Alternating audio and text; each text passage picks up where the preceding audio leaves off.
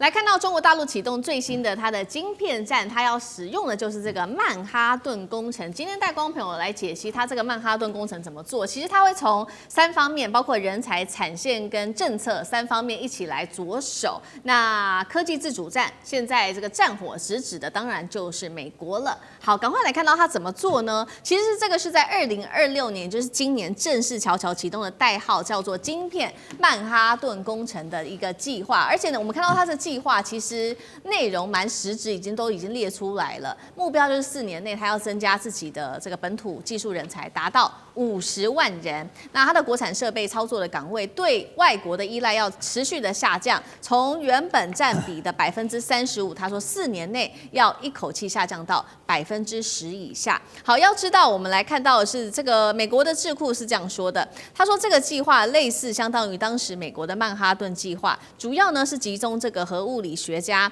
那一旦的这个本土的技师取代了80%以上的话，那么外资接下来它的维修团队可以在美国设备商务商将会在失去在服务收入跟技术迭代数据对于中国大陆的输出，也就是说大陆再也不需要这一些外资的工程土木技师了等等。好，所以请教委员怎么看4年内大陆的这个所谓的曼哈顿计划真的能够做到完全的科技自主吗？跟美国完全的脱钩有可能吗？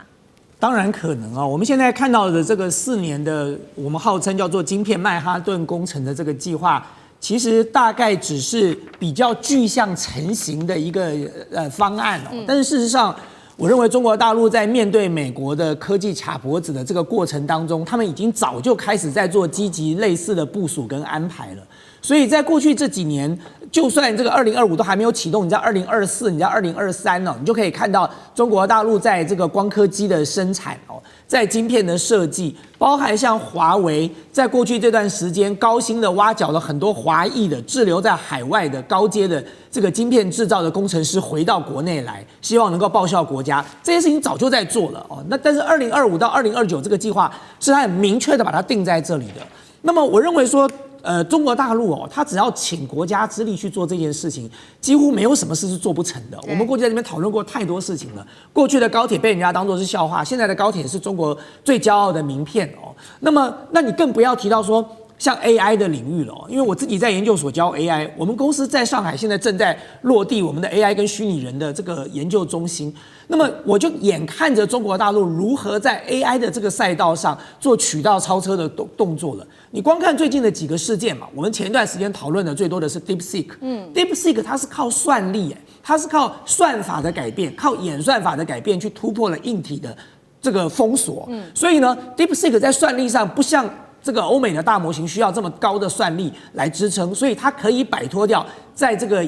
对于 GPU 对于这些晶片的依赖但是最近的另外一个新闻是什么呢？中国大陆去年推出来的一个叫做 AI Agent 叫 AI 代理人的公司叫 Manus， 它当时推出来的时候，这个欧美国家都在笑，说怎么可能？现在没有什么 AI 代理人这个。AI 代理人可以做得出来的，这个 AI agent 是不可能成功的。他成功了没？他成功了。他不但成功了，现在被 Meta 花了20亿美元要收购了。就是 Meta 有史以来的3大收购案 ，WhatsApp 跟这个 Scale AI， 再来就是这个 Manus， 就是中国大陆自己本土的这个 AI 的团队所做出来的 AI 代理人。所以你光看到中国大陆在 AI 的赛道上，它是如何的来进行快速的超车。那么在晶片上，我认为这个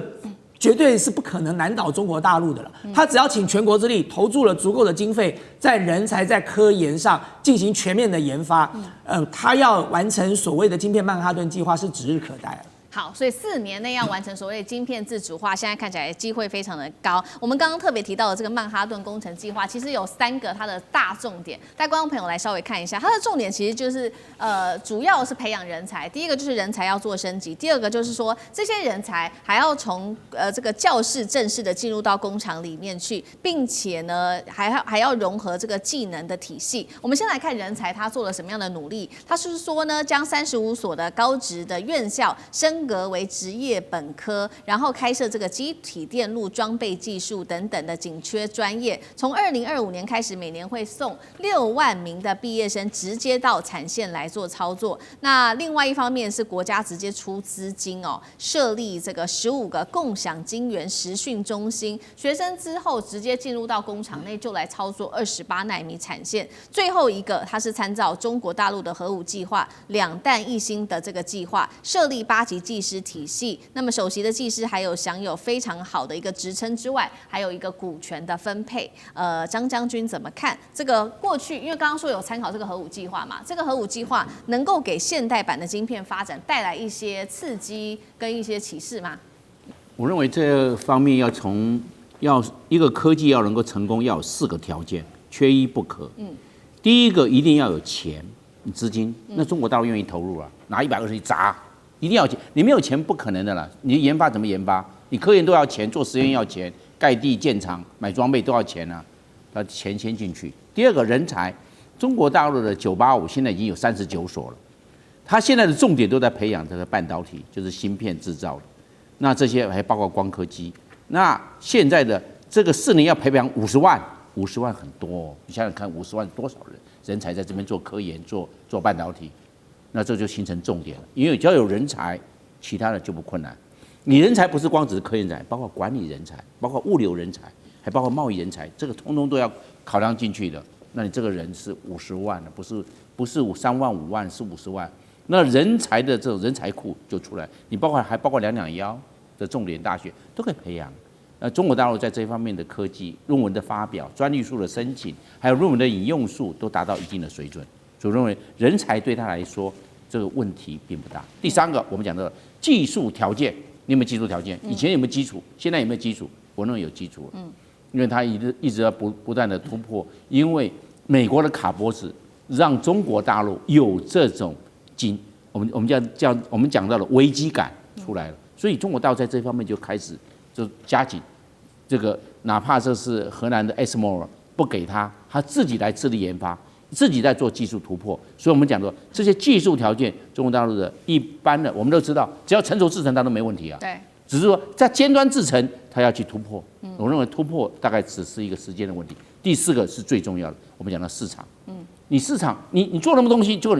你外销售，结果不流畅，赚不到钱，那到时候也萎缩，也关店，也倒了。那换句话说，中国大陆在这方面的市场够大了，包含 AI 需要晶片，汽车因为现在都新能源车，这个晶片也包括了无人机大量的晶片，那个包含军工产业、航天产业、航空产业，通通都要大量的晶片，还要不要去讲军火？那这些市场源源不断，都要需求，都要晶片。那换句话说，它的利润就有了，利润主要就回馈 feedback 到这些建厂，还有人才的培育，还有这方面资金的供应又来了，变成一个循环链。这个循环链被需求链跟供应链，需求链跟供应链能够契合在一起的话，它就会上去了。对，你不能说结果产能过剩，结果没有市场，仓库堆了满坑满谷，那你就不行啊。所以你注意看它整个要去宏观调控。然后刚好每一个都是一个黄金比例，你才能够让这个晶片的制作跟它的市场都能够达到一个完全对等的一个态势，然后变成利润极大化。好，所以我们看到一方面中国大陆现在呢在做这个科技自主的全面化，那另外一方面现在在科技上是对美日下战帖嘛？因为今年初大家还记得吗？黄仁勋不是说终于要放行了这个 H200给中国大陆，而且是放行大量的量产出货，结果隔天呢大陆官方直接打脸说不要了，我不要你的 H200，我们要改用国产晶片，所以禁止来停购美国的晶片，这是一件事情。针对美国，针对日本呢，它则是禁止发起了反倾销调查，针对于日本的这个二氯二氢系来做这个反倾销的调查，这个是在对美日下战书吗？厉将军怎么看？当然，这个黄仁勋他原来放出说这个中国大陆总共要跟他买将近100万颗的这种200万颗不是100万颗，200万颗的这种H200的晶片每一颗售价是27000块美金，那你看多大一笔金额？那黄仁勋自己库存 ，NVIDIA 库存有多少？只有70万颗哈。那后续来讲，他要跟台积电再买130万颗。哇，我们那个台湾很多股价，很多相关的 H200的相关的概念股都涨了，包括鸿海啊、伟创啊、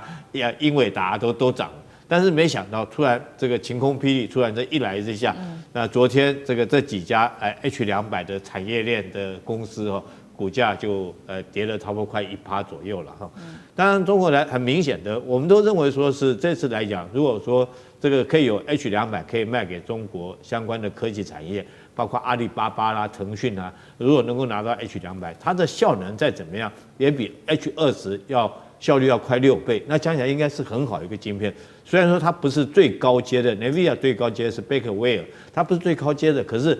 这个总是这个有一大的注意嘛，哈。那中国自己本身有没有这种效能晶片？目前还没有。它再怎么样，它也比你中国自己制造的升腾910C，效率要好很多。可是中国来讲，居然说这个 H200哈，这个规劝他们的企业不要采购。可见中国已经下定决心了哈，我觉得有2个底气，一个就是中国下定决心要跟要跟美国科技业断奶，我自己要想办法能够生产。我如果说这次跟你买，以后持续跟你买，那将来这就会打压到我们自己相关企业。我们虽然自己的企业目前华为做的升腾910C 效率还没那么高，但是我持续给它一些费用经费来讲的话，那迟早有一天我能够赶得上。我觉得中国这次一定已经下定决心。那第2个，我相信在这相关，它也有相关的这种科技或技术做好长远的规划。